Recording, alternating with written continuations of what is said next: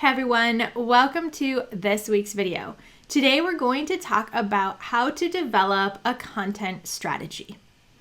Now, my general observation is that when I look at different businesses online, they often have very sporadic content.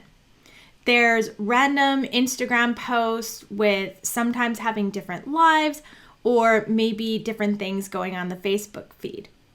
This is all great that you are using the platforms. However, when you're creating a content marketing strategy that you want to be able to measure the results on, creating a core piece of content that lives and sits on your own website is critical.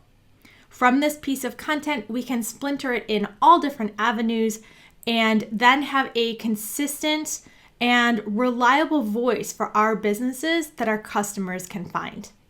In this blog, I'm going to walk you through the process of determining that core piece of content, how you splinter it out, and then how you can manage it. Let's get started.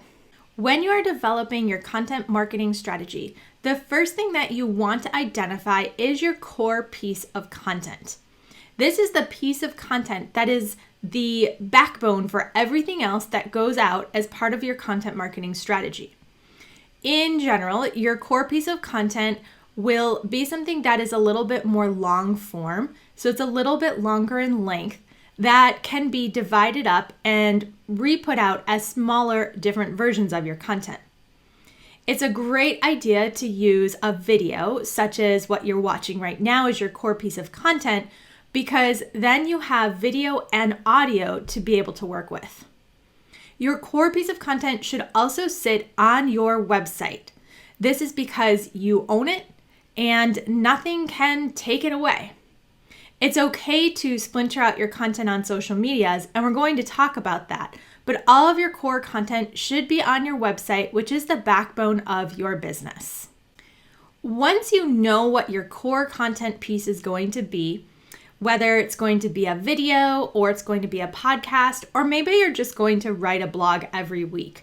From here is where you identify what you're going to do with the pieces and parts of that core component. So you can see in my diagram below, I have an example of using a video as the core piece of component, the core component. When I create a video, I can then export it out and get the transcripts, which then turn into a blog.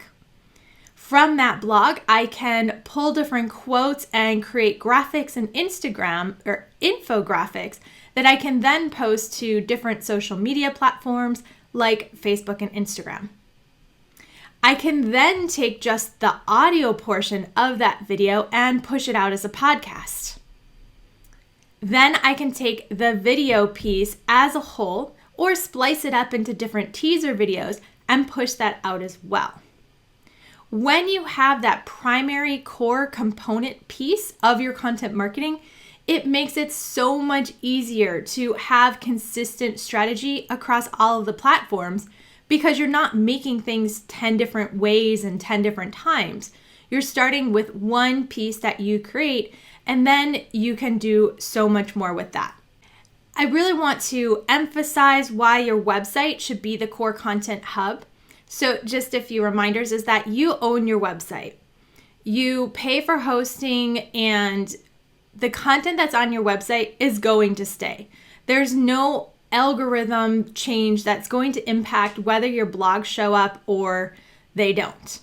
So keeping your core content piece on your blog and then pushing it out to the socials and other platforms is the way to go.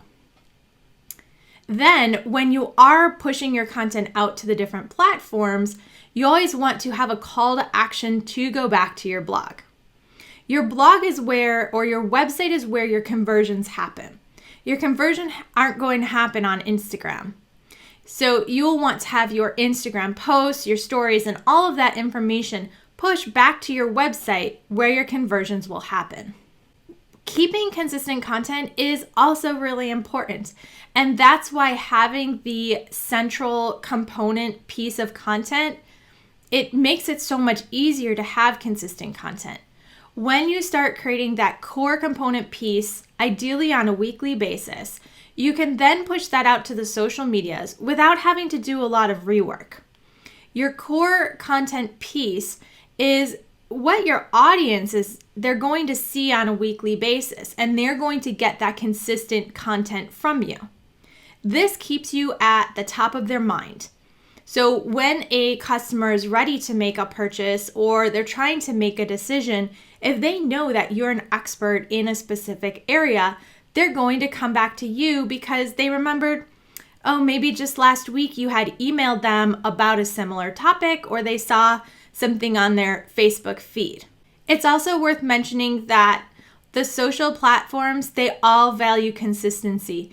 Even Google Analytics is going to look at websites and reward websites that are consistently posting new blog content on a regular basis.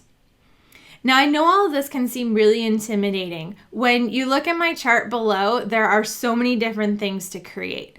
That is why the process that you use in order to create your core component piece and then splinter it out is so important. I'm going to put a link below for more information if you want to learn how to manage this process, and that will help you out. I went from only posting maybe 20 to 25 blogs a year to now doing over 50 blogs a year just because I fine-tuned my process of developing the core piece and then splintering it out. I hope you found this video valuable, and I'll talk to you next week.